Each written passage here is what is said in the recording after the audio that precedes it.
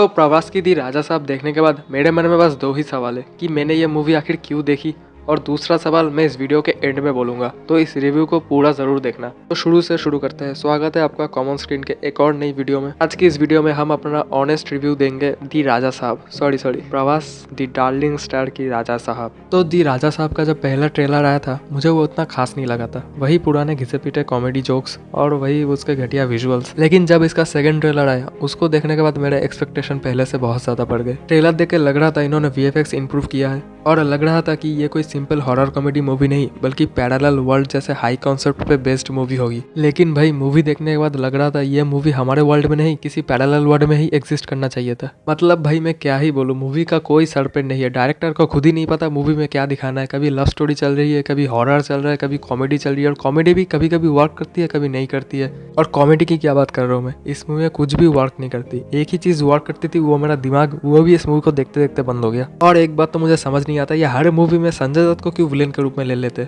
और अगर विलेन ले भी रहे हो तो ठीक से उसको यूज करो जैसे धुरंधर में संजय दत्त को यूज किया गया था। और अगर अब मैं मूवी के स्टोरी के बारे में बताऊं और अगर स्पॉइलर की चिंता कर रहे हो तो कुछ उखाड़ नहीं पाओगे स्टोरी को जान के, क्योंकि इस मूवी का कोई सरपेट नहीं है। तो मूवी में ऐसा दिखाया जाता है कि प्रवास के दादाजी को भूलने की बीमारी है और उनकी आखिरी इच्छा है प्रवास के दादाजी यानी संजय दत्त जिस कैरेक्टर को प्ले कर रहे बहुत सालों से मिसिंग है, तो प्रवास उसको ढूंढे। अब इसके बीच में प्रवास को एक लड़की से प्यार हो जाता है। उसके बाद प्रवास दूसरे शहर जाता है, वहां पे किसी एक लड़की से प्यार होता है। और यहाँ पे ये खत्म नहीं होता, इसके बाद एक और लड़की आती है जो प्रवास को पसंद करती है। और इसके बारे में ज्यादा कुछ नहीं बताऊंगा क्योंकि मूवी खुद इसको सीरियसली नहीं लेती। मतलब मूवी में जो प्रवास का ये बेकार का लव ट्रायंगल दिखाया गया है, मूवी के प्लॉट के साथ इसका जीरो कनेक्शन है। और फिर प्रवास और उसकी मंडली जाती है अपने दादाजी के पुराने हवेली में, और फिर वो लोग उस हवेली में फंस जाते हैं। और इस पॉइंट के बाद मुझे लग रहा था अब कुछ अच्छा देखने को मिलेगा, क्योंकि सेकंड ट्रेलर में जो सब सीन देख के मैं एक्साइटेड हुआ था अब शायद वो सब सीन आ सकते हैं। लेकिन भाई सेकंड हाफ में हुआ है सबसे बड़ा स्कैम। मैं बताता हूँ कैसे।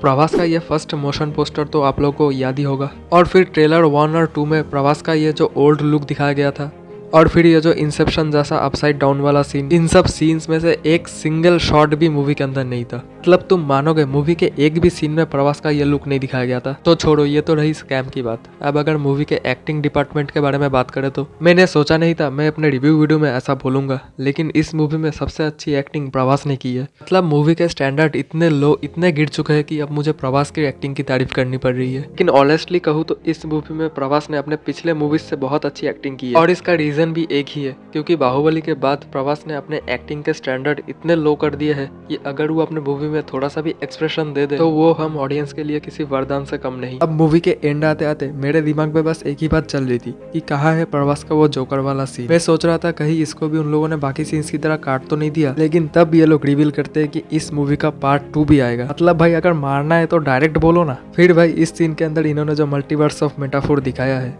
मतलब भाई क्या कैप्टन अमेरिका की शील्ड, क्या जोकर 2, क्या थॉर का हथौड़ा, बस आखिर में राजा साहब will return in Avengers doomsday लिखा आना बाकी रह गया था। तो ये था मेरा रिव्यू मूवी को लेके। अगर तुम्हें अभी भी देखने जाना है मूवी तो तुम बिंदास जा सकते हो। मैं तो बोलूंगा अगर तुम प्रवास के डाई हार्ट फैन हो तो जरूर इस मूवी को देखने जाओ। और आखिर में मेरा वो दूसरा सवाल है कि कहाँ है इस मूवी के डायरेक्टर मारुति का घर।